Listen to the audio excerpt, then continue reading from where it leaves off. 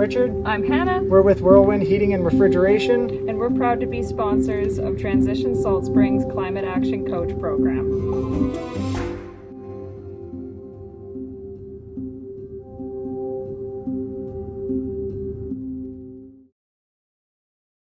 Climate Action Starts at Home. It's presented by Transition Salt Spring. Tonight, we hope to help you get a better understanding of the rebates that are available and some of the things you might want to consider when you're making your home climate smart. We'd like to begin by thanking our program funders, and that is the Capital Regional District, Victoria Foundation, Salt Spring Foundation, and Van City.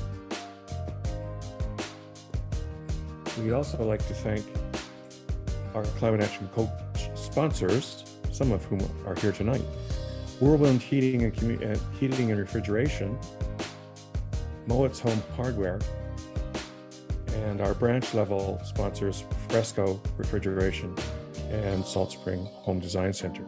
The first two were our tree level sponsors, the top level sponsors. I think now I'd like to throw it over to Brian to bring us into more into the body of the webinar.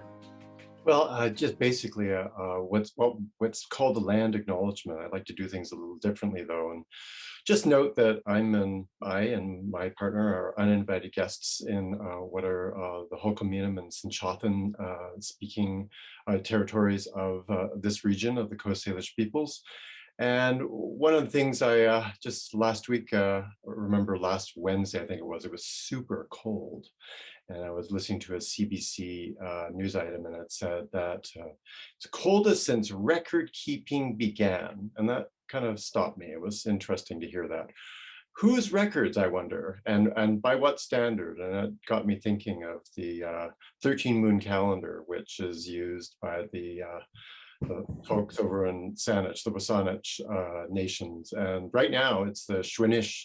I know I'm not pronouncing that correctly, because in English, which is my native language, there aren't those sounds, but I'm doing my best. It's Shwinish, which is the little bullhead moon.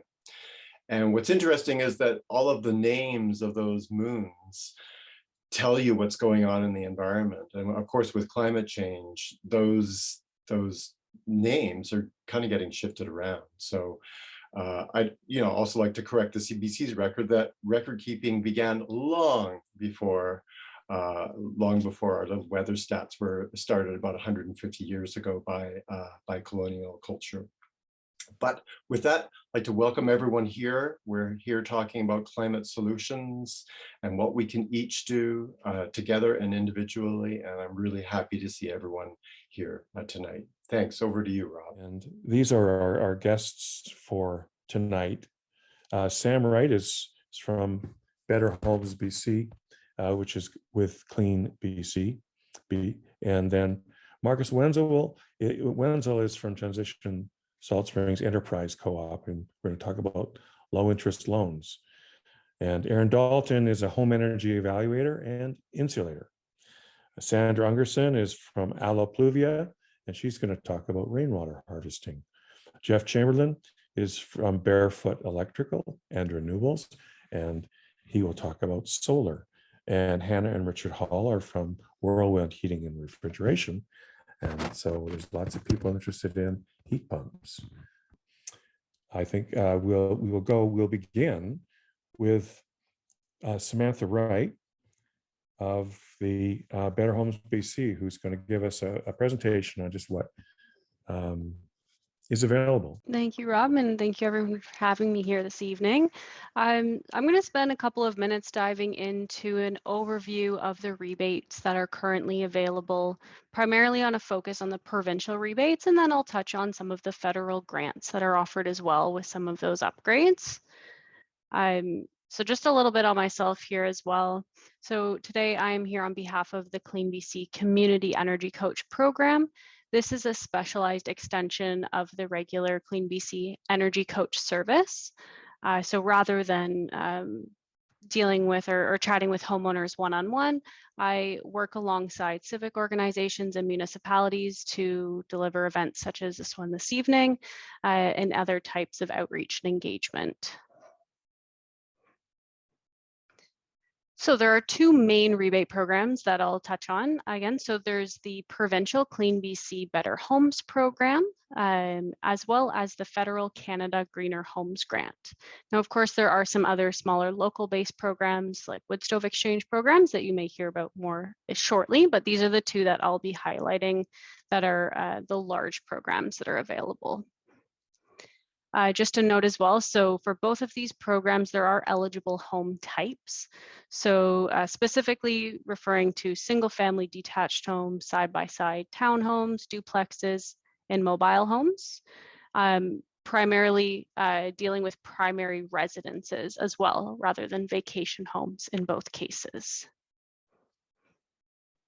So if homeowners are interested in accessing all the rebates, all the grants available, big question is where to get started. So as a requirement for the federal program, homeowners do need to have an EnerGuide home evaluation completed, both before and after starting any renovations to the home. It is optional to access the rebates through the provincial program, but of course, if you are looking to access those federal grants, that is step number one, is that EnerGuide home evaluation. And you'll want to be sure to register with the federal program online. They do have a homeowner portal that you want to get registered with. Make sure your home is approved for the grants. And for questions, it's always best to get started with the Energy Coach service, and I'll speak more on that shortly as well. So just some kind of nitty-gritty details to dive in just right at the beginning. So always best to review all of the requirements for both programs. They are similar. You'll notice that with rebate amounts as well as eligibility, system requirements, things like that. But there are slight differences. They are two independent programs, so do keep that in mind. The Clean BC provincial program does have a very firm 6-month deadline to apply for each individual upgrade.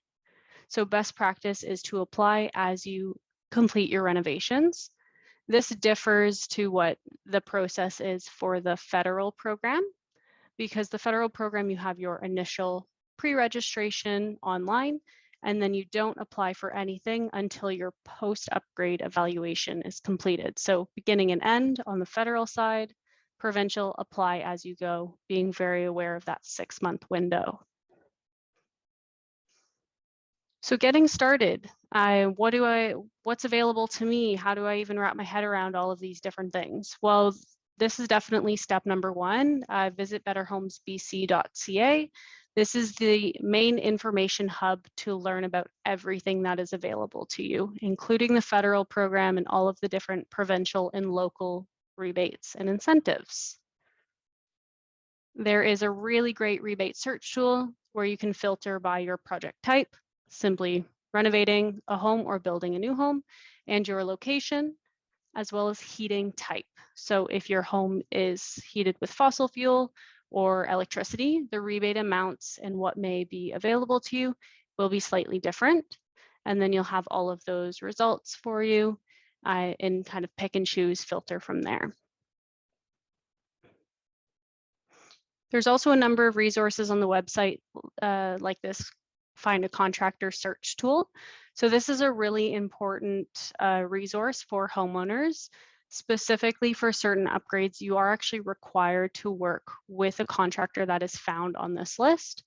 So for insulation rebates through the provincial program, you need to work with a registered contractor. For heat pump upgrades, it's not currently a requirement, but that is changing as of July 1st of this year, that they do need to be on this list. So do keep that in mind depending on when you're planning those renovations. All right, so taking an overview of some of the different rebates. So I'll touch on heat pump rebates first. This slide in particular is highlighting for folks who are replacing existing fossil fuel systems. So I know the Gulf Island doesn't have natural gas, but you may be heated with oil or perhaps propane. So for those folks that do have that and would like to remove that fossil fuel and move towards an electric heat pump, there are rebates of $6,000 available through the province at the moment. And depending on the system that you're looking at, there are also the federal grants of up to $5,000. So this chart, you know, that's a lot of information. It is breaking down some of the main heat pump types that you can install in your home and how those rebates and grants may differ. So always best to gather information from the contractor to know what system is going to work best for your home. And you can always connect with the Energy Coach service or check online to see where that may fall in terms of eligibility. For folks that have electric heat in the home, the rebate grant amounts do differ a little bit. So specifically through the provincial program, the rebate would be $1,000 for a ductless system. So that's usually that wall-mounted unit in the home, whether it's one or multiple indoor units, or it's a $2,000 rebate for a central ducted system. Now there is a requirement from BC Hydro called the minimum electricity consumption check. This is to check your household consumption for their requirement. So you would need your account number and your home square footage to check if you quote unquote, pass that tool. If you are a homeowner that uses both electric and wood heat, you're likely to be considered a wood heated home. That tool is your kind of useful check. If you fail that tool, you're considered a wood heated home. If you pass it, you'd be considered an electric heated home. Why is this important? Heat pump rebates doesn't really matter. As you can see here, this rebate amount is for both electric and wood heated homes. Where it matters is for some other rebates that I'll speak to in just a moment. And just a quick note about heat pumps in general. If you're an early adopter, if you've had a heat pump for a number of years and maybe it's time for replacing that old system, the provincial program does not have rebates for replacing an existing system or adding to an existing system. However, the federal program does offer those grants of up to $5,000. So you do still have options available to you. So some other rebates available. So there are window and door rebates through both programs. The chart here is just breaking down the differences in terms of the, efficiency of that window and rebate amounts and what may qualify for those federal grants. So specifically for windows and doors, you'd be looking at a U factor. That's the measure of heat that's transferred through the window. So a maximum U factor of 1.22 or less means you're going to be qualifying for both programs. Keep in mind, as noted on the chart here, the federal program also specifies Energy Star certified. That's not a requirement on the provincial side, but is for federal. So that's just another example of those tiny little differences between the two programs. Something else to note here, starting with rebates that aren't heat pumps. So for windows and doors, if you are considered a wood heated home for the provincial program, you would not be eligible for window and door rebates. There are also rebates for folks looking to replace existing water heaters with a heat pump water heater. There are rebates as well as the grants on the federal side. So the system needs to be a qualifying system, as would be for the case of a heat pump. Wood heated homes are able to access this rebate. So that's a pretty straightforward rebate, $1,000 on either end, making sure that the system can qualify for both programs. There are also a number of insulation rebates. So this is another one where it kind of looks pretty busy on the screen. Really, all this chart is breaking down is the different rebate amounts per location. So whether you're adding insulation in your attic or maybe adding some insulation into your basement. So those rebate amounts and the way that they are calculated will be slightly different. So that's shown by the screen. So you can get a certain amount per category. That is the same thing on the federal side for those grants. Again, up to $5,000 in federal grants, and those individual amounts will vary as well. They calculate it a little bit different than the provincial program, but you'd be able to access on either side. As I mentioned right at the beginning, so this is one of those upgrades where you're required to work with a specific contractor. So you do need to work with a registered contractor for the provincial installation rebates, and wood heated homes are not eligible for this rebate as well. Just a few extra notes on the federal program. So the federal program, of course, there are a lot of different grants available in terms of upgrades. So a few that are different than what's available provincially, you would have thermostat grants, resiliency measures, renewables, including solar. And then there are some additional grants for smaller multi-unit residential buildings as well. So just a couple different notes how that's different than the provincial program. And again, on that federal program, it does max out at $5,000. So depending on what upgrades you're doing, you can max out pretty quickly. If it's a heat pump or solar, that may all go towards the one upgrade. So keep that in mind as well. It's not 5,000 here, 5,000 there. It will max out at that 5,000. And there's some contact details on this slide as well, as they do have specific program contacts.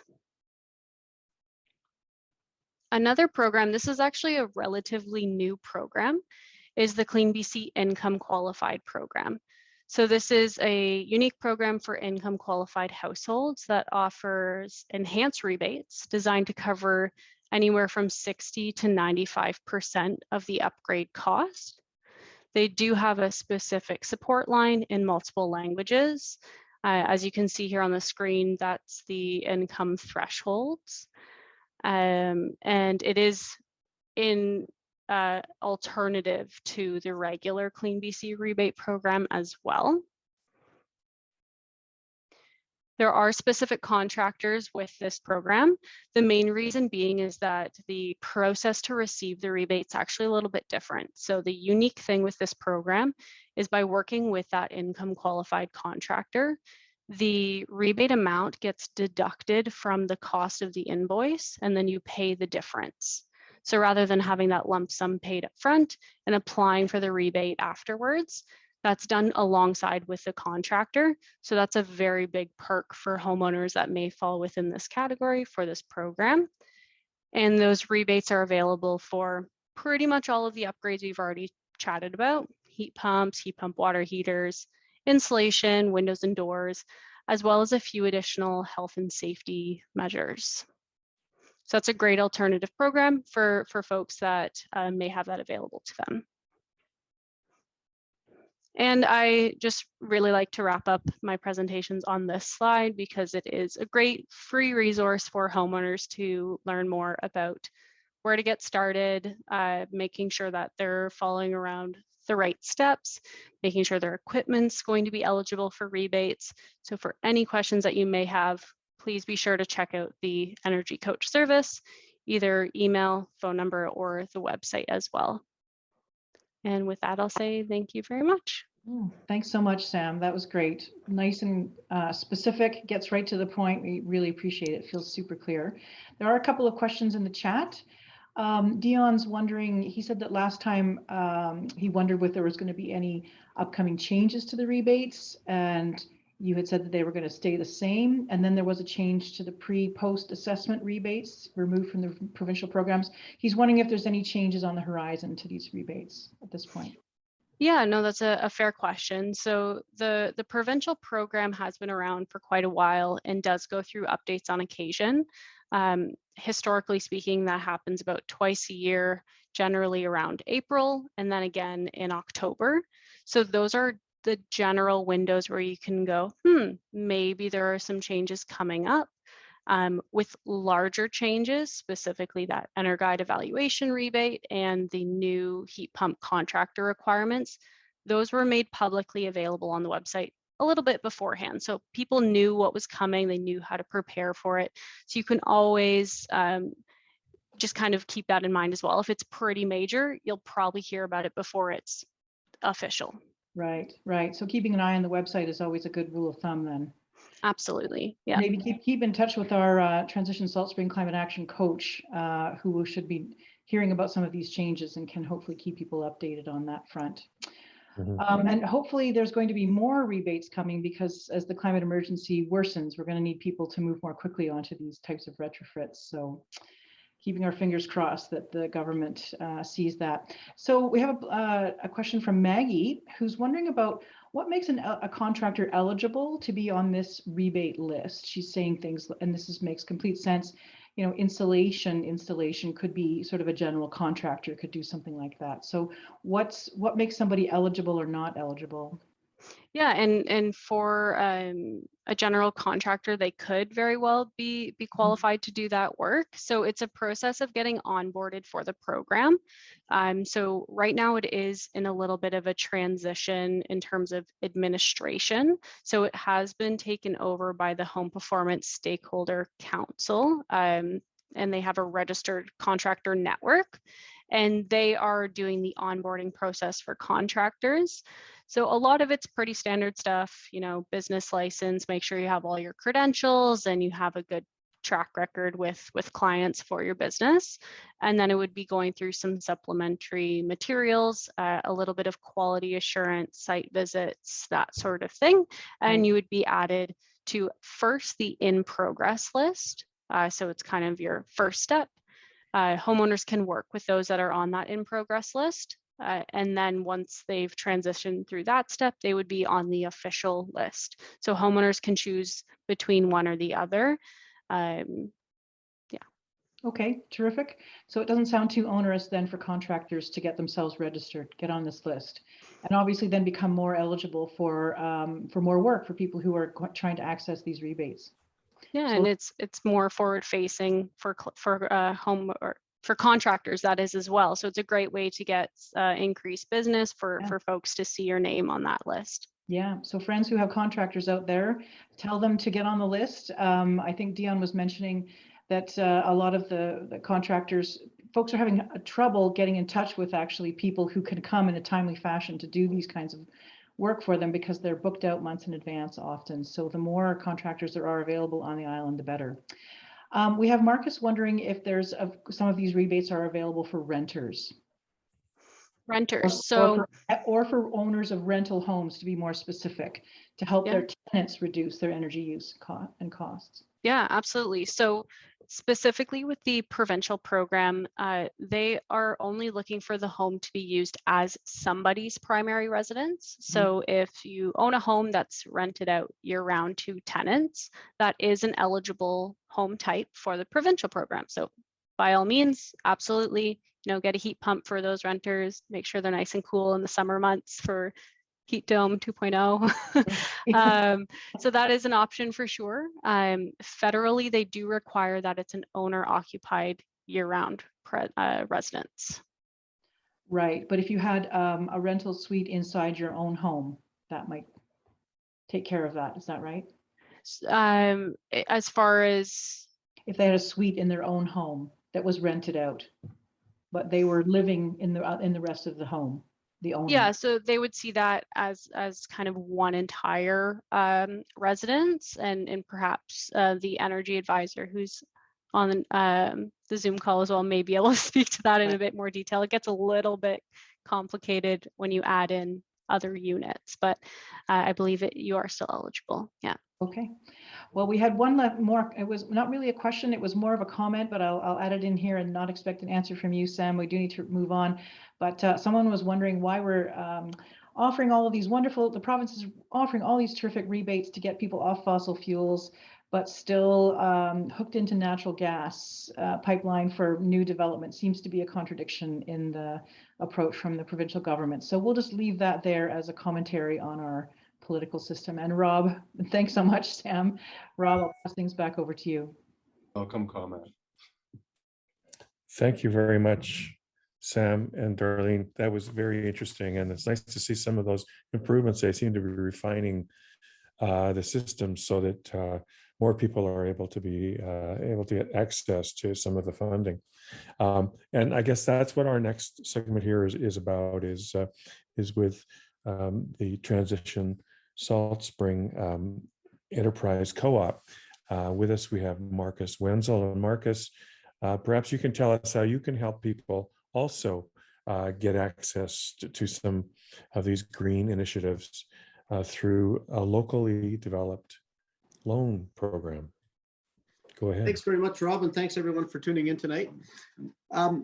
Just a quick disclaimer on my in my regular life, I'm a financial planner, and this is something I don't do in conjunction with that. This is strictly for volunteers. So Transition Salt Spring Enterprise Co-op, who we've sort of badged as Green Loan Salt Spring, so it's quicker to say in an elevator, is an entity where we encourage people to invest and borrow locally. Our motto is invest and borrow where you live, and really looks at two parts of lending on Salt Spring.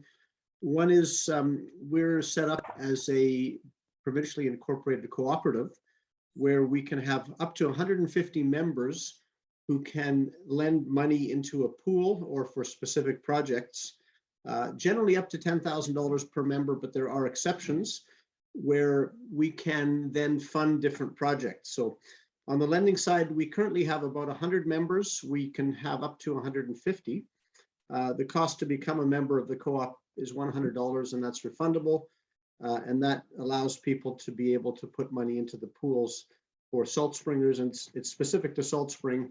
And the type of borrowing people can do comes in two categories. One is what we call the enterprise loans, and those are for entrepreneurs or for businesses who want to improve, automate, reduce their environmental footprint in something in their business, and they have to provide us with some sort of a business plan and can apply for substantial funds at typically lower interest rates than they would get through banks.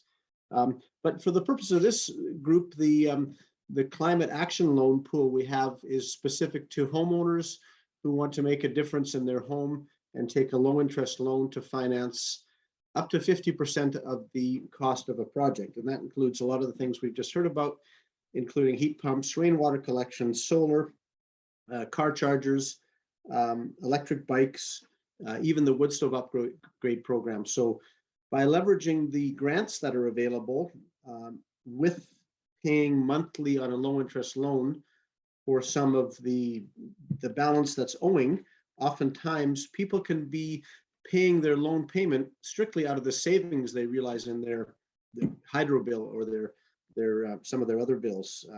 So we try to make it as flexible as possible.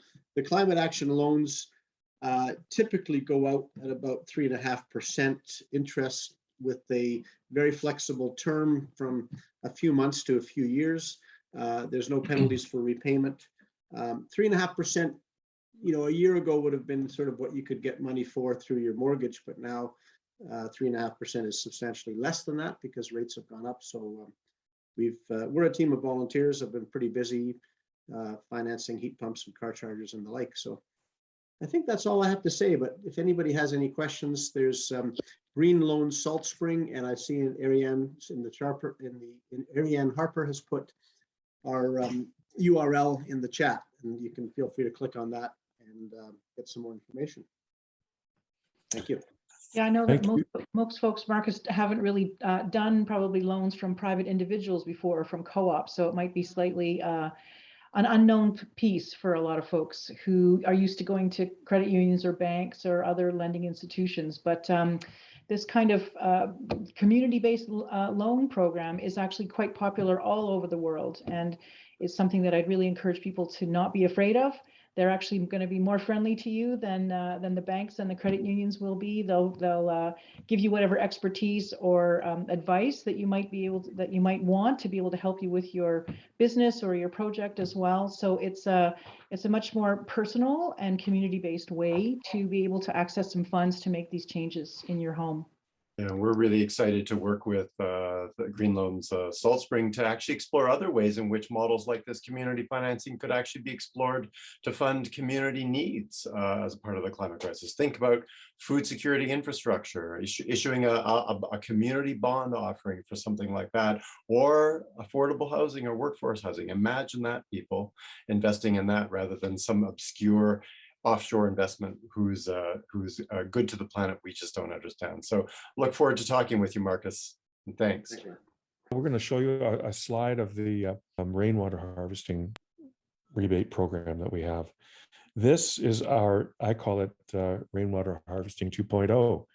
This is the second offering of this rebate, and we have just opened up applications yesterday.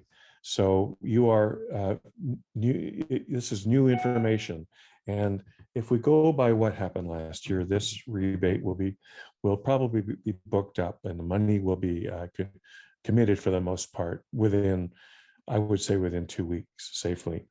To take the stress off of our precious aquifers on Salt Spring and the Southern Gulf Islands. We have money specifically for the Southern Gulf Islands as well. The rainwater harvesting program is now accepting applications, and you can see the link there at the bottom of that slide, and also I think it's probably in the chat by now. And so you're going to be able to get up to $500 to go towards your rainwater storage system for non-potable use. The only catch is you need to be on a well, and because folks on the wells don't have much recourse when it comes to depleting water resources. So this is a terrific way to take the stress off, to get some water for your irrigation, or there are some internal uses you can also look at as well. And you don't need to be going through all kinds of bylaw hoops to do this. So it's very accessible.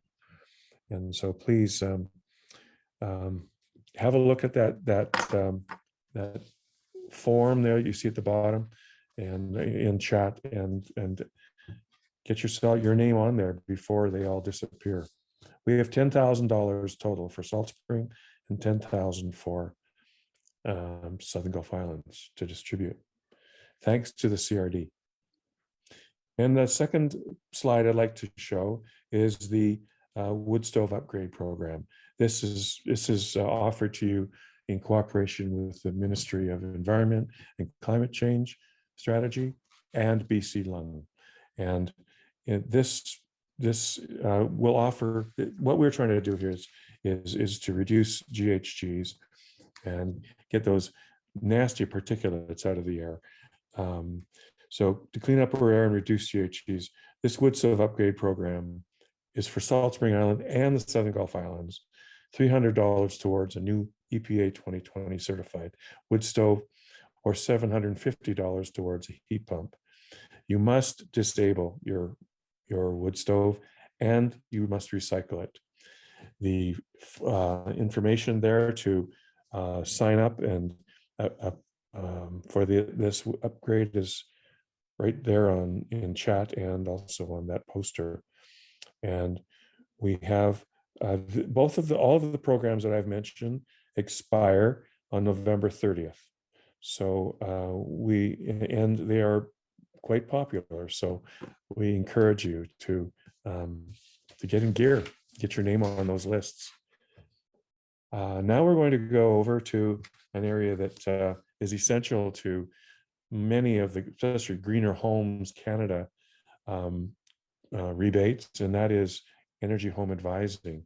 And so Aron Dalton has been kind enough to join us, and he's also known as an insulator as well. So Aron's going to be able to tell us about home insulation, or home energy assessment and insulation. Go ahead, sir. Thank you very much, Aron. Hello, everybody. I am about to share my screen here. Been in the building industry on Salt Spring for about 15 years. I felt passionate about trying to find a way to put effort into helping the environment, rather than a lot of what I saw as so much resources going in. Okay, so today, let me share the screen here.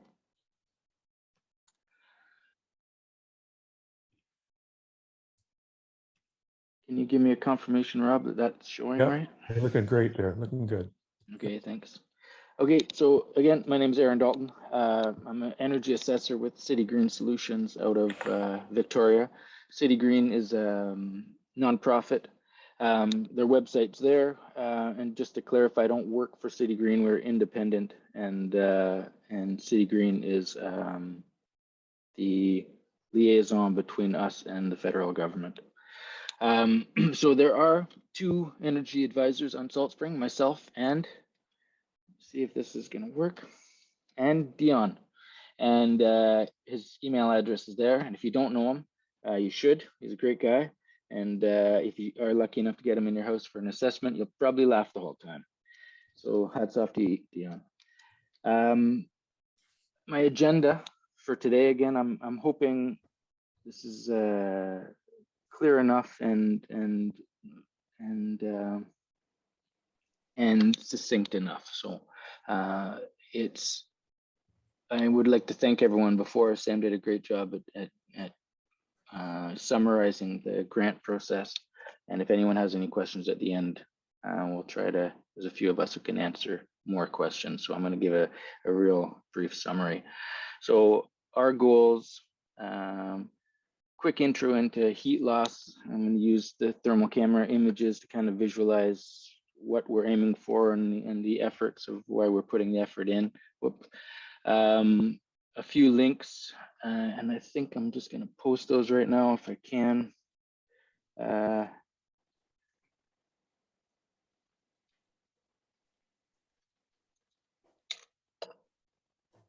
not sure if they all came through. Okay, and a few definitions. I'm going to try to go simple, and if anyone has questions, I'll come back to a few that I missed. A quick look at an EnerGuide report set. I'm assuming that a bunch of people have had and are wondering what to do next. I'm not totally sure how many of us have had it yet, or how many are waiting for an assessment, or how many people are interested. So I'm hoping I address these questions. A short overview of the Greener Home grants available. I think maybe Sam had covered that, and we'll take a quick peek. And one of those links is the Greener Home grants available, and we can go over questions if there are missing ones. And then a few, maybe a more, slightly more in detail look at 2 of the grants, and then we'll do a Q&A after. Okay. So our goal for the program and for all our efforts that we're putting in, our primary goal is a healthier and durable home. We want to increase your comfort, quieter, more affordable, and more environmentally friendly. This is what we are all trying for, and I think this whole group is trying for. I'm gonna step through the thermal camera images, but as a kind of idea, again, if I'm being too simplistic here, I apologize. But in terms of thermal protection, we have let's use the metaphor as our jacket is the insulation, and our windows and our doors, and the zipper is the air sealing. And I'm going to follow through with the thermal camera, and I think this will make a bit more sense. So in terms of, whoops, I have an auto advancing slide here, I apologize. So we have a few options. We can get help from nature. We can solar energies through electric heat. Heat pumps, we can borrow heat from the outside and bring it into our house. We can spit some heat outside to the outside if we want cooling. Passive building design can help us. And in terms of slowing the energy that we'd like a temperature in our house, in terms of slowing that down, the insulation or the jacket and the air sealing, windows, doors, and skylights, that's what is gonna help us slow it down. So one of the tests for how your insulation or your air sealing is doing is you heat your house up and you stop everything and see how fast the temperature drops. Okay, with all of our goals, health is the top. And I wasn't totally sure where to put this, but I think it's important that everybody has. But one thing that surprised me is an average family of 4 can create almost 50 liters of moisture into the water in 1 week. Moisture into the air in 1 week, and that has to go somewhere.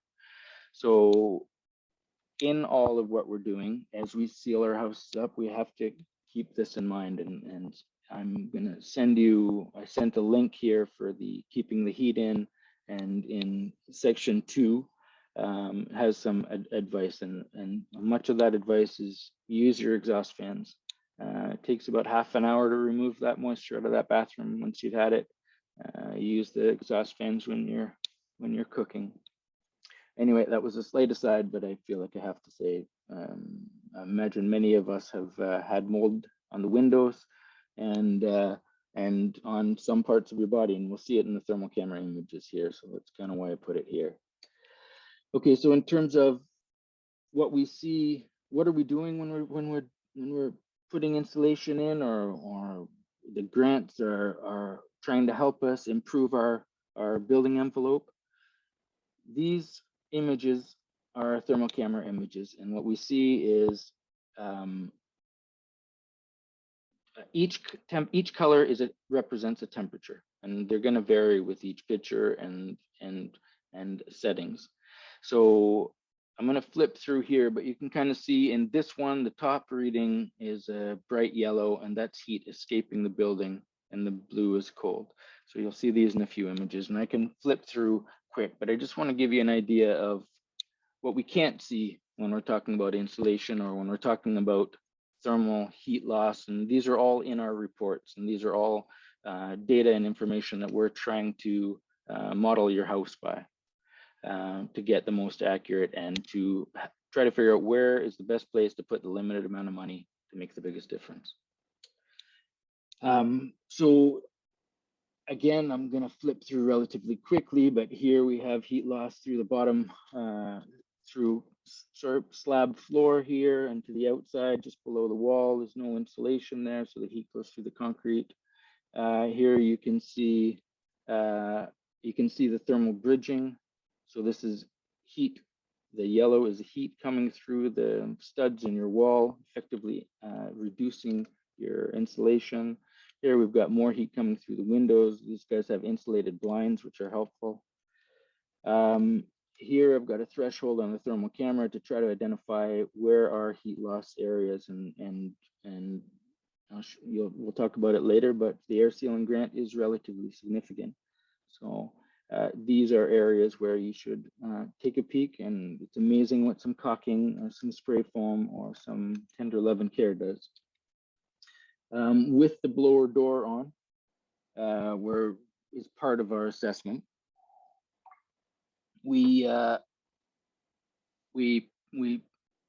in most cases we create a situation where air is coming in from the outside, and it can be both. Darn that auto forward. So what air leakage looks like as it's coming in, it looks like it. Whoops, see. It looks like dripping water, right? Or that's dripping cold air coming in. I'm going to flip through a bunch of these, but you can see again where the heat is just escaping through the building, right? Where we've got air leakage through cat door, around door frames, window trim, intersection between basement floor and top floor, through cans in the pot light cans in the cathedral ceiling. Windows, you can see the window is the coldest part here. So again, coming back to the moisture in the air, moisture will always condense on the coldest surface, whether it's here or it's that cold spot where the insulation had dropped off of the back of the drywall. Those are going to be cold spots, and those are going to be spots where that moisture is going to condense and create mold potentially if the moisture content is too high. Okay, so why are we doing this? Something as simple, when we all work together, it all adds up, right? Just the Energy Star symbol, or the Energy Star program, has saved $500 billion of costs and achieved $4 billion of metric tons of greenhouse gas reductions. That's a huge impact for small stuff. So when we all work together, the links that I sent, these are all the links that I believe are important, and if I can pass them on to other people, but these are all guides if anyone wants to do it, or if anyone's having work done on their house, these are guides that should be known the people. So terms, I think the most important one in my presentation is going to be the gigajoule, which is a unit of measurement. You can take it and you can convert it through a few things. The one that sticks in my head the best is 2 tanks of propane, 2 regular barbecue tanks. So a gigajoule, that you're going to see on your home assessment report, on your EnerGuide reports, that is equivalent to 2 regular propane tanks.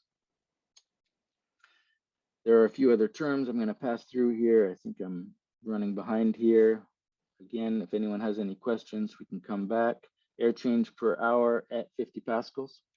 I'll talk more about that. That's what our blower door is meant to find, other than the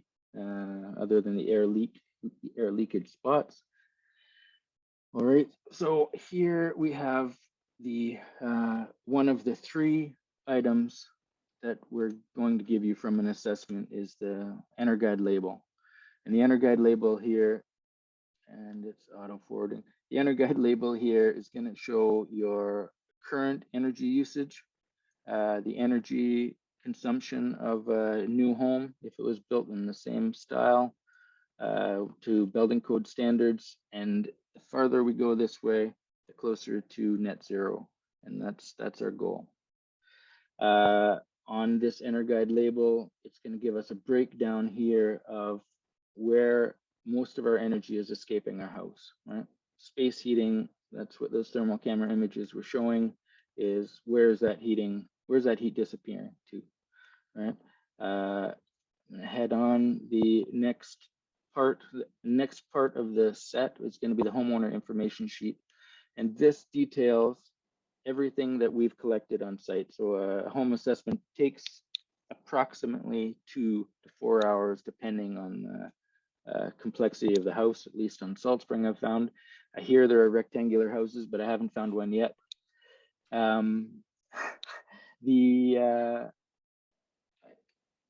This one is a new one from the label, and this one breaks down where we're losing our heat, right? Again, back to the thermal imaging, but this one we can see we're losing, on this sample, we're losing 15% through air leakage, and these are the other breakdowns, right?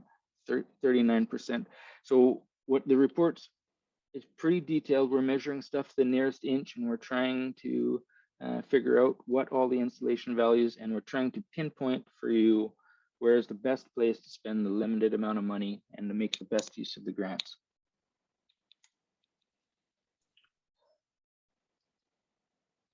Did I miss it? Nope. Okay. This is again, this is the renovation upgrade report. This is the 3rd part of the package. You're going to have your current house sitting, your current house rating, what a new house would be if it was built to building code standards, and then the potential of everything that we've recommended in the report. So I see it's not going to zoom for me. Oh, there it is. So I don't know if you saw a term there. It was house as a system, home as a system concept. We prioritize our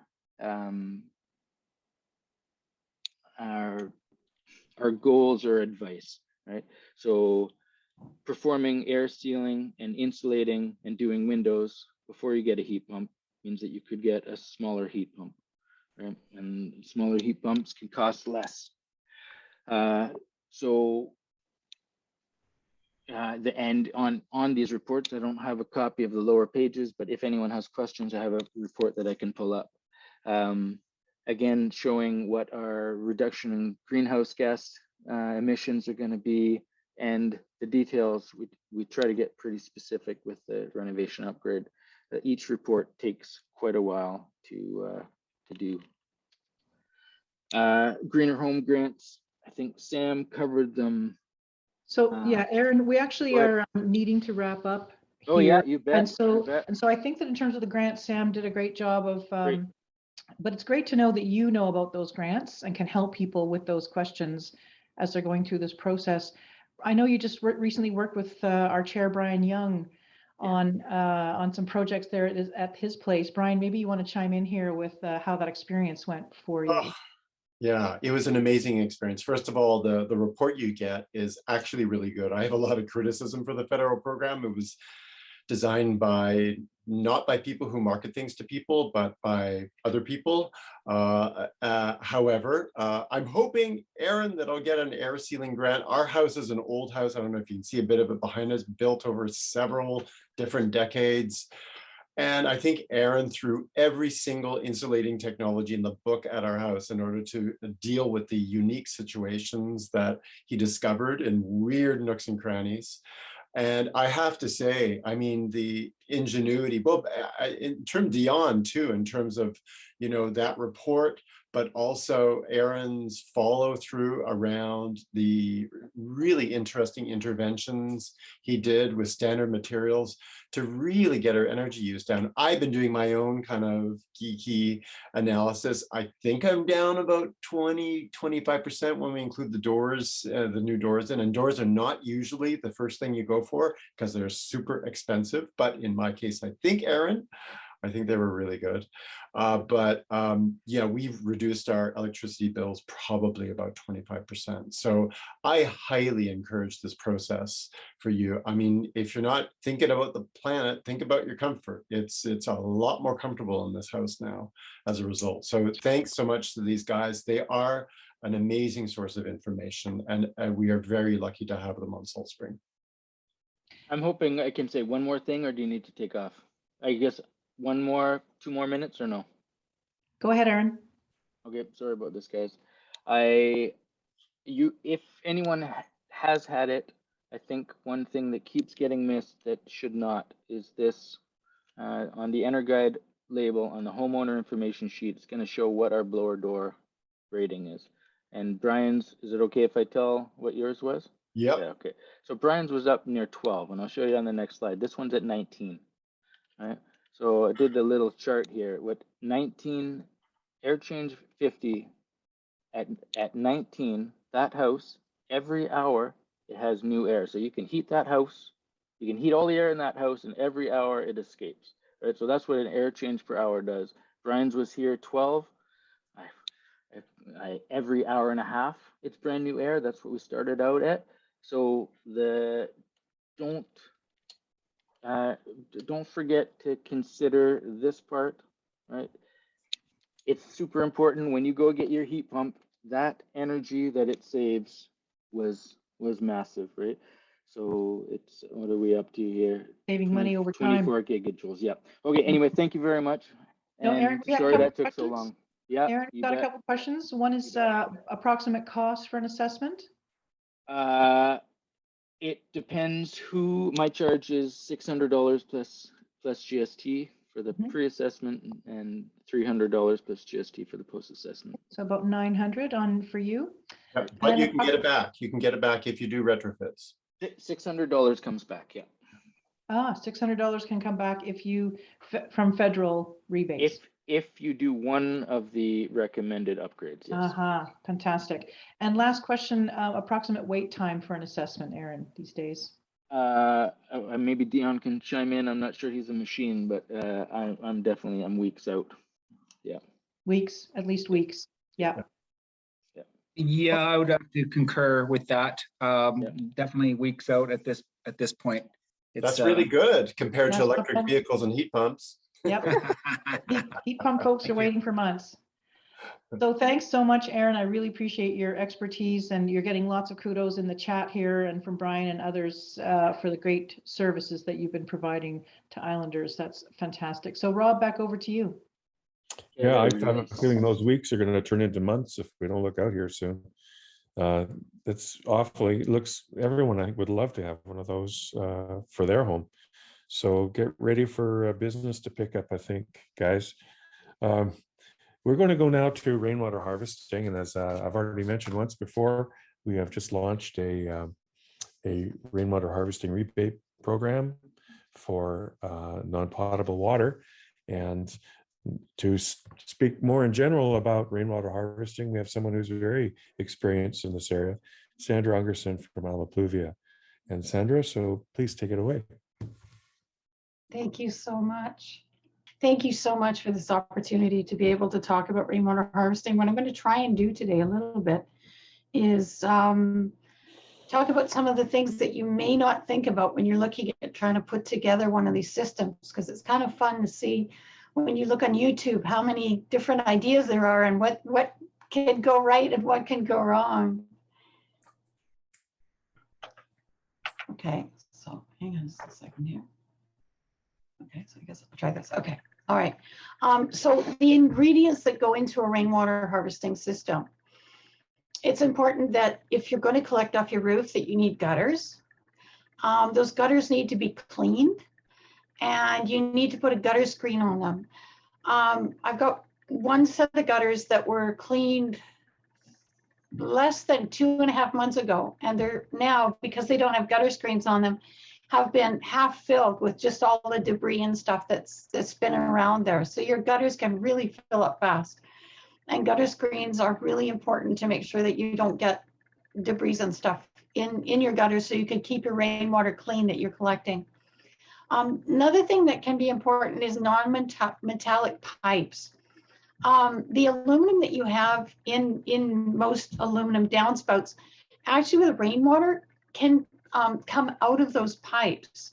And so there's no necessity for you to add aluminum to your plants unless they're really low on it, which most places here aren't. So using PVC pipe, for example, and then just spraying it is a much better way to go. I don't know how many people are aware of a thing called a spin filter or a pre-filter. Again, that's just another way to lower the organic matter so that you've got cleaner water to use when you need it. First flush, diverters, and cleanouts. If for some reason, let's say your gutter guards fail and you suddenly get a huge amount of debris and it sticks into your downspouts, being able to have a clean out to clean that out is a really good idea. Again, diverters, we'll talk about them in a little bit more detail, but what happens is it's the first amount of rain that comes off your roof. And for most of us, we have to face a lot of pollen at certain times of the year. And it's good if you've got a rain that the first little bit goes down that diverter and it doesn't go into your tank. Pollen is a fantastic thing. It's really nutritious, but it's also nutritious for organisms that you may not want in your water system. Then we go over to the tank components, and we're looking at a storage tote, a tank, or a drum. Remember, we're looking at small systems here, so there's all kinds of things that you can repurpose as long as you haven't had toxic materials in them, because it's important to remember, for example, one of the YouTubes that I just went and kind of had a look to inspire for this talk said they were using a windshield wash or a windshield washer container, which sounds really great, except the freezing component in there is very toxic.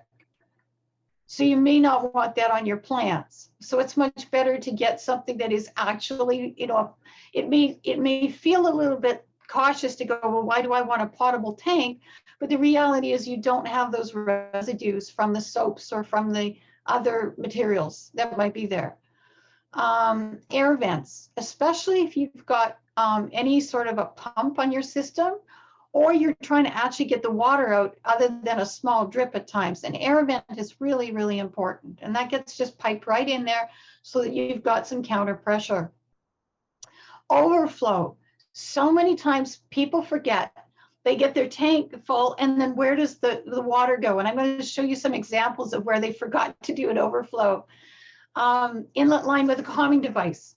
When you're putting the water in your tanks, you're going to develop what's called a Schmuschdeck in German, or a biofilm layer. And that's a very healthy thing. There's nothing wrong with it, especially when you're doing a non-potable system. But the reality is you don't want to disturb that. And so to not disturb that, you do your piping in such a way that you're not pounding the water right on the bottom of your tank. Another important thing to remember is mosquito mesh. Make sure that you use, you could go to the hardware store and get the same mesh that you would use on your screen door.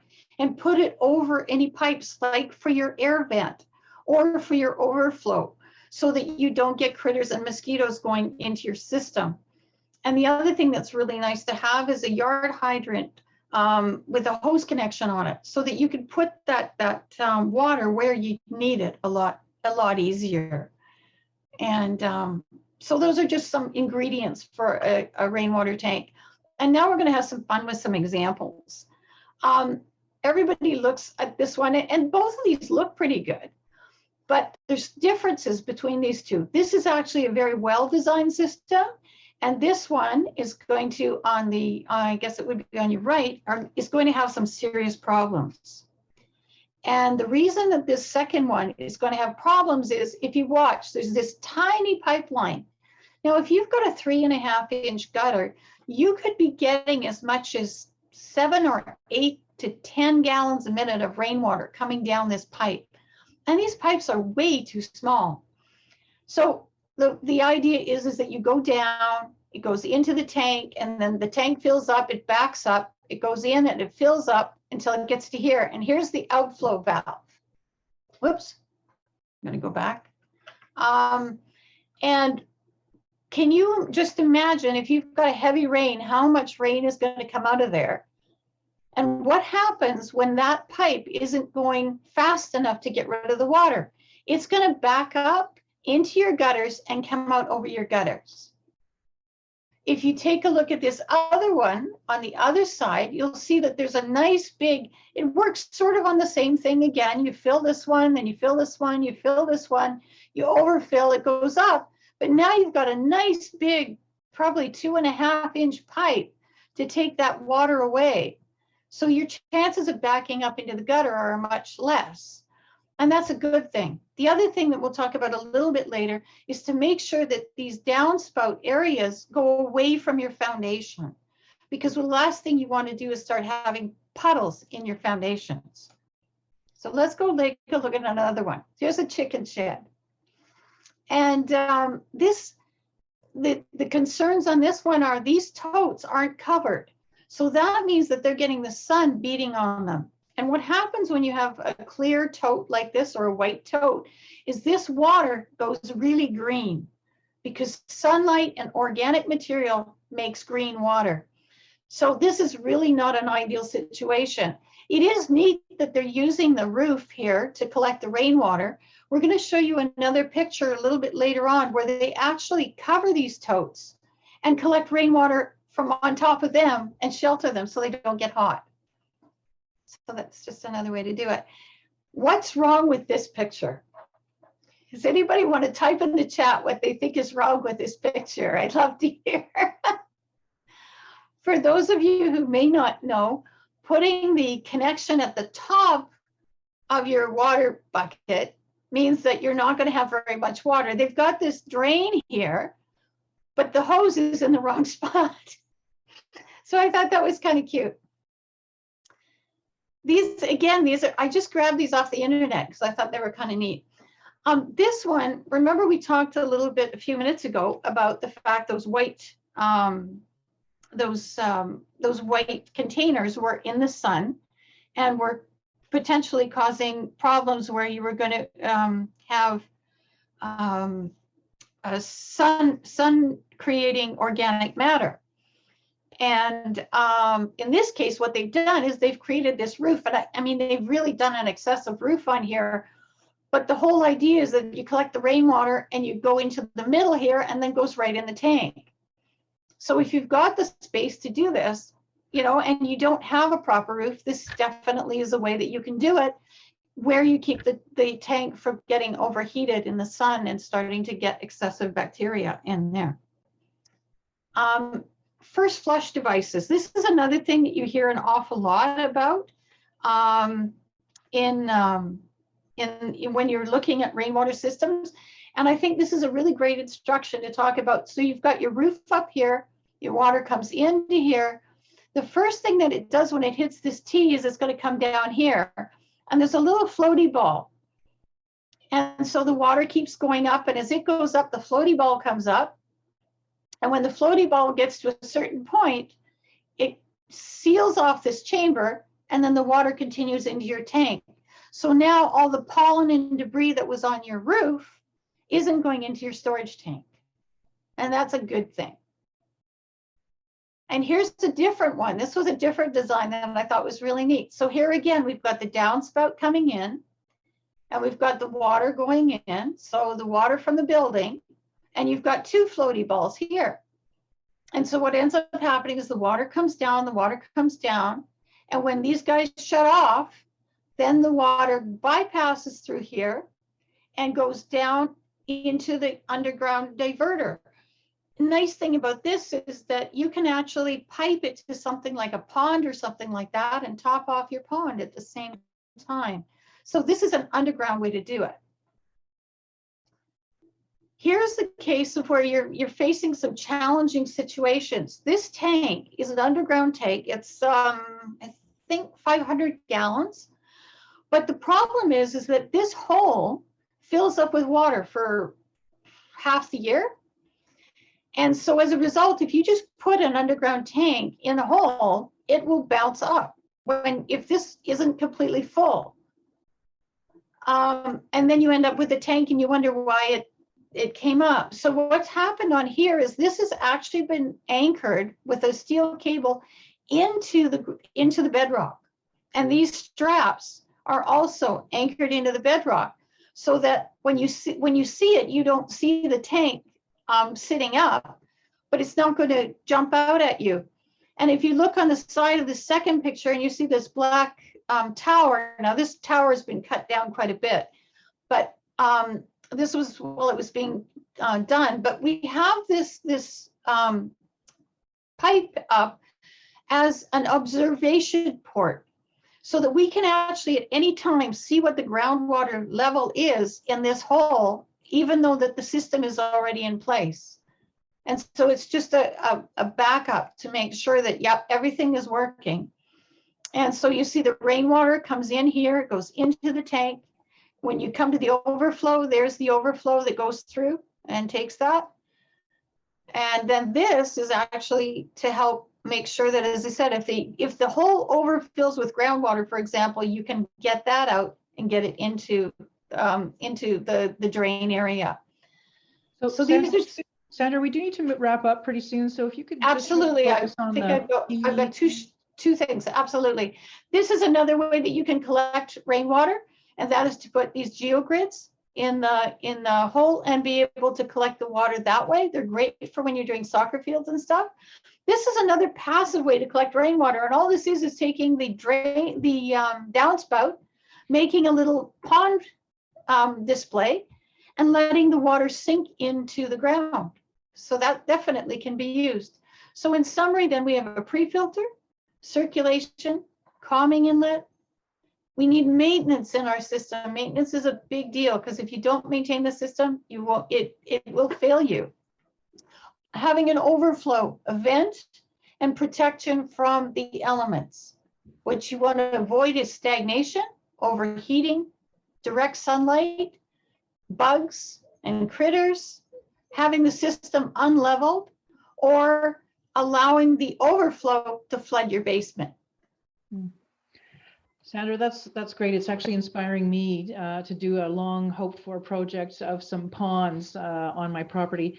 And we did have a question from the audience around some of the reasons why, if you could just do really quickly, especially for those who are not eligible for rainwater rebates, so those people who are not on a well, what would be an incentive for them in terms of any cost savings or water savings, or if you could speak just quickly to that. Absolutely. When you realize that about 50% of your water is used in the summertime, when you have the least volume of it, and you use it in these cases for non-potable uses, having 1,000 gallons of storage that you can actually use to water your plants will be happier, and you won't be taking water from other resources that we don't have. Mm-hmm. To be blunt, if you're in the North Salt Spring Water District, for example, your water is going to be costing considerably more. And so you don't want to do that. Or whether you're in any of the water systems. I mean, Cedar Lane, your water starts out to be more expensive. In the summertime, without a rainwater system, your garden is going to cost more to water than it will to actually give you food. Right. So a good cost incentive on that front for those who be wondering. Terrific, Sandra. Thank you so much. That was fantastic. Thank you. And back over to you, Rob. Sandra, thank you very much. I know that there's a lot of people who are watching and interested in rainwater harvesting, are thinking of some of those innovative ways. What I have seen in the last year is mainly large storage tanks that we see frequently on the backs of trucks being transported around. They're quite available now. Supply lines are, I think, a bit better than they were during the COVID time. We're going to move on to solar now, an area that we're very interested in. Of course, there's all kinds of talk, and it's such a magical thing to be able to power our homes with solar. So we're going to talk to Jeff Chamberland about that. Jeff, Barefoot Electric. Yeah, thanks, Rob. Everyone can hear me. And yeah, sorry, I wanted to share that screen, so I was right and prompt. But yeah, I just want to go over a few little things about what we're looking for a solar system, and then maybe try and crunch some numbers and look like what a Greener Homes grant would look like. So let's hope we can move along here. So we are looking for a southish facing roof for most people. You know, east, west, we have certainly done, but anything that points to the south, anything that has a bit of a slope is going to be a great candidate for solar.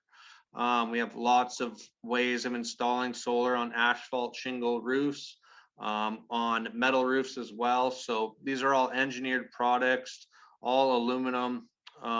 So we have lots of great products. This is typically what a rail system would look like before panels go on your roof, taking note, you know, vents and skylights and things like that too. We also have done quite a few ground mounted systems. That's obviously, we all love our trees here on Salt Springs. Sometimes it doesn't always work out to put solar on the roof, or just the way your house is designed. So we are able to do ground mounted systems, which can make a nice long clean system. This one's over on North Beach Road, and our customer there really wanted to make sure his sheep could graze underneath it. So that's a Salt Spring system for sure. Most of the components we're using is Solar Edge, and just to take note for our components that these all come with 25-year warranties, as well as the solar panels. So when we're talking about a solar grid tied system, we want to think in these long-term scales. 20 to 25 years is the longevity. Most carry warranties for that. Where solar is going to be in 20 or 25 years is going to be a really interesting time, but when we're looking at the numbers of it, this is how we're going to factor in our systems here. And this is just a little graph. This is some real world conditions here, Salt Spring Island. This one is over off of the North End Road as well. And just giving you an idea, something, if you guys are really pursuing solar, if you really want to take that move, you really need to get a hold of your BC Hydro bill and get on the My Hydro app and really start looking at the numbers and how much power you consume on a regular basis. It's very important to understand where the power is going in your house, how many kilowatt hours you're using on a month-to-month basis, and try and make improvements on that too. Solar shouldn't be a band-aid. It should be a final solution. I think, you know, like talking about trying to seal up your home is very important. Maybe before you get into the solar realm, try and fix those leaks first. But solar is a great thing. This is just showing basically our sunshine hours through, you know, on Salt Spring Island in June. We get an average of 1,600 kilowatt hours in June, and then we can drop all the way down to 2,700 in December. So just giving you the difference in actual sunshine that we're getting on Salt Spring. So, I mean, this is really the money part of it, I think is really important. I kind of used a small system because I think that probably works out well for a lot of people. Not everyone can get, 20 or 30 solar panels on their roof. Some people have the right slope for that, big shed roofs or barn roofs. It works out great. But some of the numbers I used, because I think a lot of people could probably get about 12 solar panels on their roof. And our top line there, we have 12 solar panels. Typically, we have different sizes of solar panels. That just can kind of depend on your roof size. We have different options to work with. The price per watt basically works out the same, but just as our example today, 12 solar panels, they're 360 watts per solar panel. It's going to equal a 4.3 kilowatt array. So that's 4,300 watts. And we're looking at an installed cost of about $11,000. That's typically with taxes, with permits, with all the equipment. And we would consider that a small system.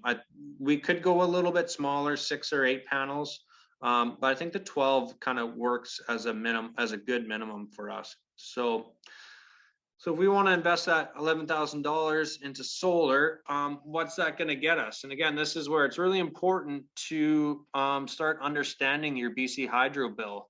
Because the most common question is, how many solar panels do I need to run my house? And that is different across every single household, depending on how many people live there, how much electricity you're using based on hot water tanks or heating. It's a really loaded question. It's probably my number one question I get. And the quick answer is 80, I think, is a good number to scare people, but it's not really possible to entirely solar your house. You would really have to take a lot of steps. I know we have a local hero, Ron Watts here, who's pretty much a net zero customer, but he's gone through all those steps with insulation and windows, passive heating and things like that. And still, Ron, I think, has about 35 solar panels or so. It's really important to understand your BC Hydro bill. So if we invested $11,000 into solar, we're going to save on average of 4,300 kilowatt hours a year on your bill. We have a very interesting, we get about 1,000 usable sunshine hours every year here. So if we can generate 4,300 kilowatt hours, if we're looking at our tier 2 with BC Hydro, if anybody knows, we're paying about 15, that's 15 cents. So 15.8 cents is what that works out to be. And that's actually with taxes, because the money you save, the kilowatt hours you save from BC Hydro, it actually saves the tax on that too, that you're not paying. So if we're paying nearly 16 cents a kilowatt hour, and we multiply that by 4,300, we're going to save on average about $680 a year, which isn't too bad. Now, if we factor that into our $11,000 that we paid for the solar system at $680 a year, it's going to take us 16 years to pay back that system. Not bad when you consider a 20 to 25 year life cycle on the system. After 16 years, that's going to work out pretty well. And a point to note, as with the cost of everything going up, we are calculating this at today's power prices. And if we see an increase in power prices, you're going to see a reduction actually in the payback time for your solar system. So that's about the only positive thing we can talk about if power prices go up, if you have a solar system, is actually your payback gets better because you are locked into the $11,000 that you paid for that already. So if we're looking at a $680 a year payback from BC Hydro, and that is just coming straight off of your bill, 16 years to pay back. Now, the great thing is if we apply the Greener Home Grant, and I misspelled greener there, and that is the federal grant, we're looking at about $5,000 off, which is fantastic because now at the bottom here, now we're looking at only paying $6,000 for that same system. And if we calculate that out at $680 a year, now we're down to a 9-year payback, which is really amazing. Places like Australia or other places that rely on natural gas for electricity and things like that, they're paying up to 40 cents a kilowatt hour in Australia, which is amazing. That's why solar makes a lot of sense. People don't like to hear it, but we have cheap power here in BC. Actually, we're quite low for power prices across the Western world anyways. So, but this greener home trend really makes it beneficial for when we start looking at our payback for solar. And just quickly with the BC Hydro and how net metering works, we got the winds coming up here. With our simple grid tie system, if the power goes out, you lose your solar capabilities. It does not power your house, okay? That's a whole nother topic and a whole nother level up for cost of insulation. This is a no battery installation. This is purely feeding back into the grid. So as the sun shines, it powers a solar panel, it goes to a central inverter, and then feeds back into your electrical panel and supplies power to your house firstly.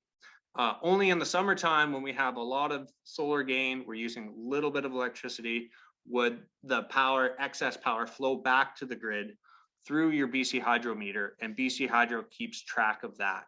And as you move into the fall, they would just subtract those kilowatt hours that you gain. So you actually have a kilowatt hour bank. If you guys take a look on the left side of the bill, your hydro bill would change a little bit. It's actually, the net metering program is actually a fair system. Again, I'm giving BC Hydro too much credit, but it is a fair system. And I think a lot of people have been really happy with that. So I'm going to keep that quick. This is just a list of power prices basically from across the world. We're pretty low up near the top there for price per kilowatt hour. That's a bit of an older screen. So I know there's always lots of questions for solar, so hopefully I left some time for questions. There are a couple of questions, Jeff, if you've got some time. Most certainly. Terrific. So of course you mentioned right off the top who, what type of house you needed in terms of south facing being the most available for solar. Someone was saying, though, I think they're really being quite hopeful. They only get sun till 3 o'clock and they're west facing, and they're wondering if it's even possible for them. So that they're shaded until about 3 p.m. every day, but then they start to get some sun and the roof is facing west. Any hope for those folks? I think a heat pump or some new windows and doors would be the best use of their money. I think it would be the correct answer. So, but just even speaking to maybe east-west facing roofs, you lose about 80% production with the east-west. And obviously on Salt Spring here, we deal with a lot of trees. Ideally, we're looking at kind of that 9 a.m. to 3 p.m. in the peak of the summer. Kind of if you held your arms out like this, you would really want to capture that bit of sun.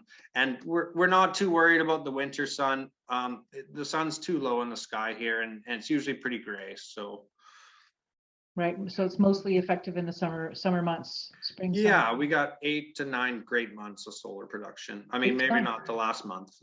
Yeah, pretty great. Also wondering about the cost of batteries for different sizes. Yeah, so the batteries is almost, we could do a 2-hour seminar on batteries. The batteries just adds a lot of extra costs to the system.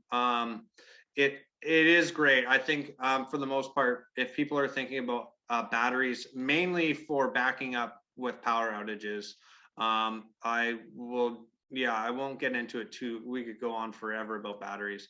But basically it would just be, consider something really small, like running the internet and running some lights. Mm-hmm. If you're going to think about a battery-based system, or else, I mean, honestly, the cost just exponentially goes up. The pure grid tie system is the best bang for your dollar right now. These systems are able to incorporate batteries, but then we start increasing. My $11,000 cost would almost double. So I mean, you could certainly use that as part of that $5,000 grant. I mean, it's, if you wanted to spend $50,000 on your solar system, you're still going to get that $5,000 grant. So, so it is possible, but every home and every customer has different needs. So we'd have to deal with that on an individual basis. Right. Well, I think that's about it for our time, Jeff, but thank you so much for this. And, you know, solar definitely is the way of the future as electricity becomes potentially a little more unstable going forward. I think that more and more we're going to be needing to look at options like solar. So terrific to know that you're a local resource to help us all think that through. Thanks so much, Jeff. Thanks, guys. Back over to you, Rob. Thank you, Jeff. Thank you, Darlene. That was really interesting. We're going to move on now to what everybody probably has thought about at some point if they haven't already acted on it, and that is heat pumps. Definitely a way of saving money on your energy costs and effective ways to deal with not just the cold, but when it's one of those heat domes. So let's bring in Hanna and Richard Hall from Whirlwind. And maybe you can tell us something about heat pumps, or Hanna. Am I unmuted, Everybody can hear me? Yeah. Beautiful. Let me press play. All right, I think we're good to go. All right, so myself and my husband Richard own Whirlwind Heating and Refrigeration. We've been around for a couple of years now. We actually purchased the residential side of Gulf Island Heating and Refrigeration with Mark Devereaux. Richard's been in the game for about 15, 16 years now and has well over 1,000 plus installs under his belt. Everybody so far in the webinar has shown amazing slideshows and covered a whole whack load of information. So there's probably some things I may skip over here because I think a lot of it's been covered. But a lot of people these days are considering heat pumps to save on energy and go green and, you know, kind of get rid of those nasty baseboards and those electric furnaces and those awful oil furnaces that seem to be floating around on Salt Spring every, you know, here, there, and everywhere. How the process begins is, well, first you have to decide that you actually want a heat pump, or at least consider getting a heat pump. You can reach our office by phone or email, and I'll get you set up with a quote. Usually what I like to do before I can get Richard out to your house is there is a bit of a wait time to get a quote these days, especially with these rebate programs, is I try to go over the different kinds of systems, what you have in your house right now for heating, and what direction you think you want to go.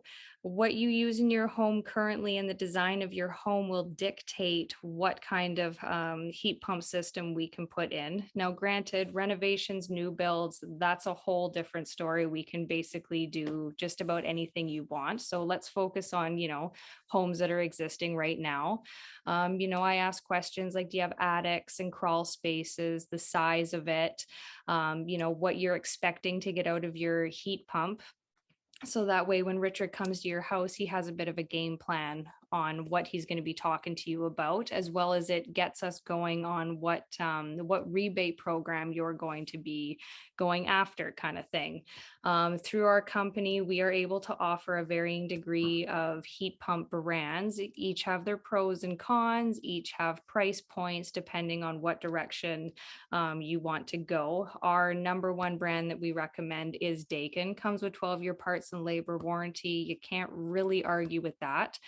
At about 10 years, your heat pump will kind of start to nickel and dime you.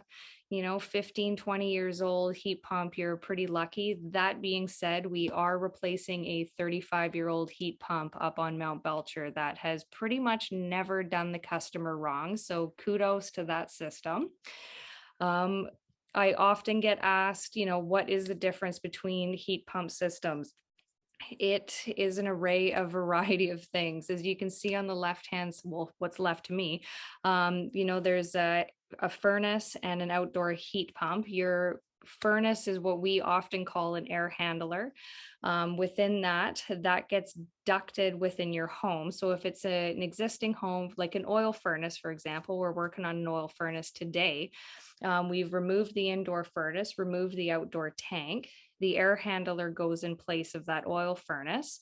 We then have Islander sheet metal come in and they will retrofit the new air handler in place of the old oil furnace. Then the outdoor heat pump usually gets placed where the tank is, sometimes not, and then plumbed to the indoor air handler. The bonus to the ducted systems and sort of the furnaces is that, you know, if your heat pump fails, you do often have electric backup heat that you can rely on. It won't keep your house as warm as a heat pump, but it will maintain heat, you know, keep you comfortable kind of thing. The most common heat pump is the mini split or the multi-zone. I do realize now that I have missed putting a head on here. So these mini split systems, we have wall mounted heads, floor mounted heads, as well as slim duct heads.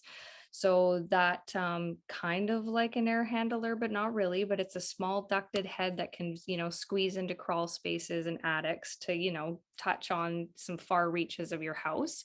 Mini splits are most commonly what people seem to go for, and what most often is the direction we go if there's not existing ductwork in the house, as putting ductwork in an existing home is sometimes almost impossible. You know, both heat pumps, both the ducted and the mini splits offer heat and they offer air conditioning. We do get customers, especially after that lovely little heat dome that we faced last year, that, you know, we're kind of die hard on just getting air conditioning. We do recommend and try to push you towards the heat pump side of things so that you get both, as the price difference is not really a whole lot and it is worth it to have that as an option in your home. The other common questions that I get asked is sort of what is the stuff that puts it all together?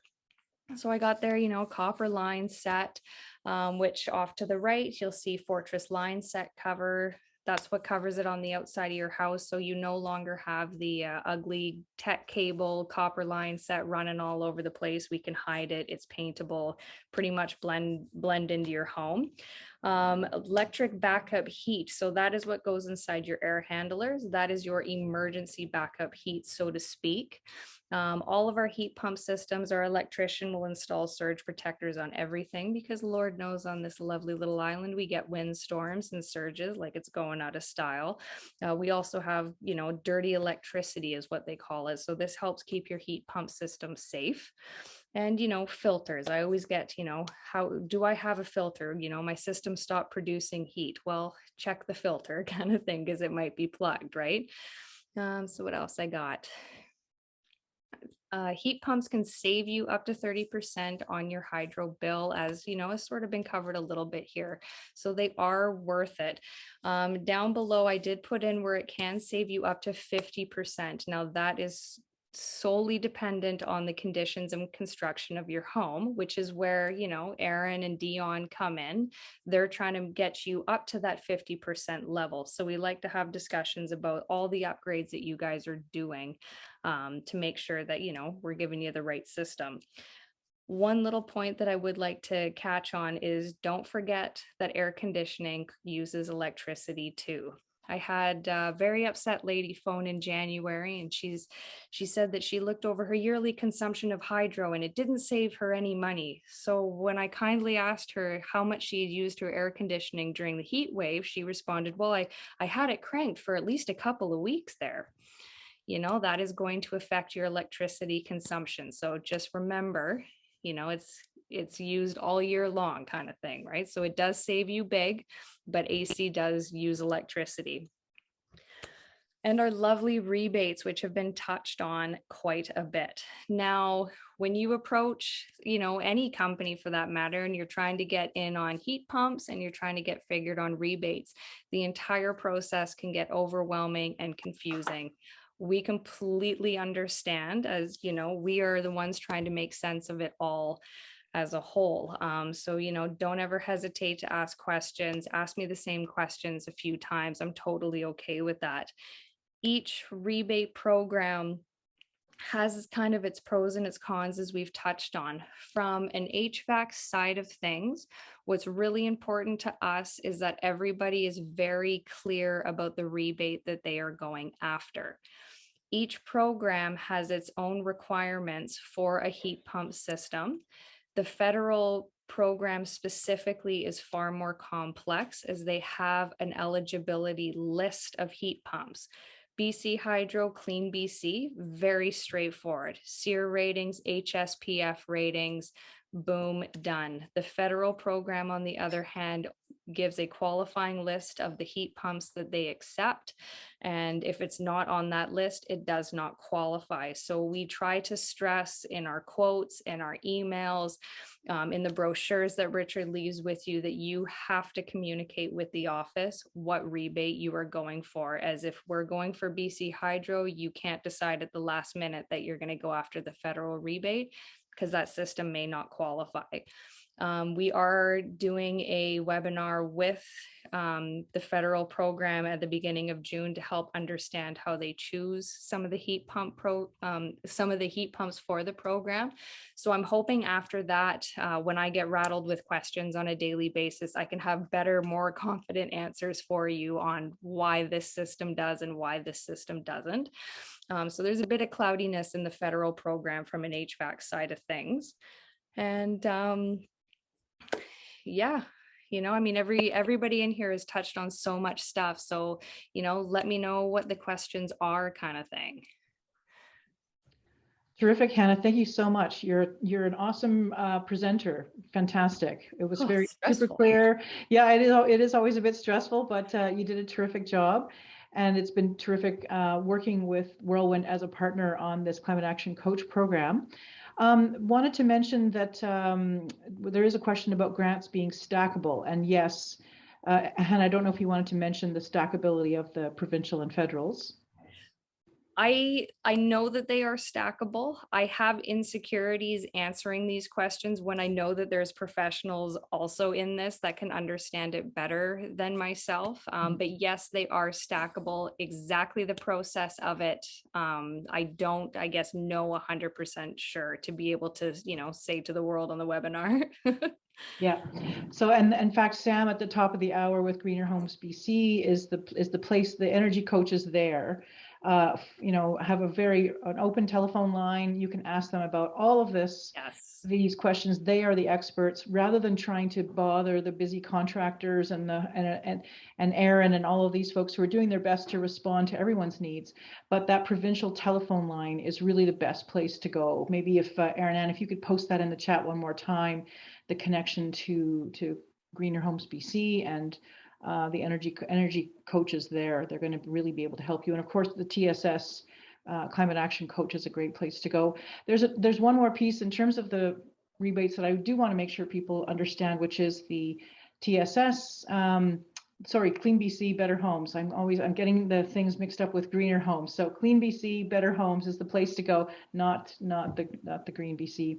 The TSS wood stove rebate program is a great place to get a stackable rebate. If you are considering getting rid of your wood stove, you can get up to $750 towards the cost of a new heat pump, on top of the provincial and other rebates and incentives that might be out there for a heat pump. So we got one in our house last year. We love it. It really, during the heat dome, we particularly loved it. But you know, that whole thing of chopping the wood, carrying the wood, keeping the wood dry, finding the wood, which these days more and more is becoming a chore, having the ability to use primarily the heat pump, and occasionally when it's quite cool, we do back it up with a bit of wood heat, but for the most part, we're loving our heat pumps here in our place. So if you can afford it, if it's something that you can put into your home, I think it really will pay off over the long term for sure. So Rob, back over to you with many, many thanks to Hanna and Whirlwind Heating and Refrigeration. Thank you very much, Hanna. And it has been great working with you guys on all the things we've been doing this year regarding heat pumps. And you know, you're pretty much guaranteed of at least getting $1,000 minimum grant from Better Homes BC for a heat pump. So there's a decent start. There is that rainwater harvesting rebate that is available. And this is a great opportunity, folks. The people that took advantage of this in our last May or last October are very pleased, I know, and worked hard to find tanks. It'll be easier for you this time around, I think. So get on with that one. Brian, over to you. That's great. Thanks, everybody. Thank you to our wonderful panelists tonight. As usual, the community and beyond delivers in terms of, and the beyond is Sam, a wonderful Sam, who has been with us from the very beginning, really, in terms of the coach program, in terms of providing that overall provincial coverage and insight into the many great incentive programs that are out there today, and the really great local ones that Transition Salt Spring has been able to develop and launch, thanks to help from our donors and our funders, including the Capital Regional District. And thanks very much, particularly to Director Gary Holman and Director Dave Howe from the Salt Spring and Southern Gulf Islands electoral areas, respectively, for their support to help us get funding for the Rainwater program, and to Dave Howe for helping us extend both the Rainwater and the wood stove program out to the Southern Gulf Islands. So really looking forward to see those numbers from the Southern Gulf Islands come in. Also, I was struck, Rob, when you had the slide up about the showing the new rainwater harvesting rebate and wood stove upgrade ads, to acknowledge Natasha Kong, who's our graphic designer, who I just, whenever I see her ads, I go, wow, it's so nice, and we're so lucky to have her. And so hats off to Natasha, who's a member of our community, and we very much value her work with us. So thanks for choosing us, Natasha. So there's a lot of things you can do. First of all, please make sure, if you have any questions for Rob, you can reach him at climatecoach@transitionsaltspring.com. Also, a really important thing to do to find out more about what we're doing is to sign up for our newsletter. I'm sure most of you probably sign up for it. It's full of news you can use and things you can do to save money and take climate action as well. And increasingly, you'll see us start to insert ourselves around policy issues in the next few months, particularly as we get closer to the elections. So you can count on us to be raising our voices much more forcefully in the community on that score.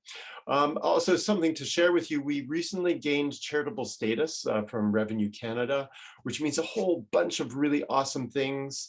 It means your donation to us actually costs you less. You get money back for supporting us. So if you're not already a donor or a monthly donor, please do consider doing so. If you decided to say, oh man, I got to give those people $500 right now or $100, break it up into pieces. It's so much better for us to get that monthly support, and it's super easy. All you do is just go to transitionsaltspring.com, and up in the right-hand corner is there's that big button that says donate. And your donation helps us do things like this, the Climate Action Coach Program. It was not easy to develop from scratch a wood stove rebate program, nor a rainwater harvesting program. That takes a lot of brain power on the part of people like Rob, who we pay money to, like jobs, and those are very important on our island, of course. So I really encourage you to support our work and our advocacy. It also helps us do more projects like the one we're doing right now in the Lake Maxwell watershed, which are aimed at helping to protect our watershed and a very important source of potable water. And we've already found out some great things, well, actually some disturbing things, but important things to share with the owners of that land, the North Salt Spring Waterworks District. And so we look forward to convening a meeting with them to share what we've learned and give them some suggestions on how they can really help enhance the future of that potable source of water. And that's only happening with our work out in the community, out in our ecosystem. So please do consider supporting our work. We are the only NGO on this island that are exclusively focused on addressing climate action construction on our island. So thank you very much for being with us tonight. I'm Brian Young. I'm the chair of Transition Salt Spring. Please do keep in touch. We always love to hear from you. We get great comments and feedback from you. So please don't hesitate to reach out to any of us here at Transition Salt Spring. I wish you all a good night. Haishikwa. And we'll see you again soon. All the best and good luck applying for those rebates. And we look forward to seeing us oversubscribed on both. All the best to you, and thanks once again to our guests. Good night, folks. Take care and bundle up for that storm tomorrow. Take care. Good night, everybody.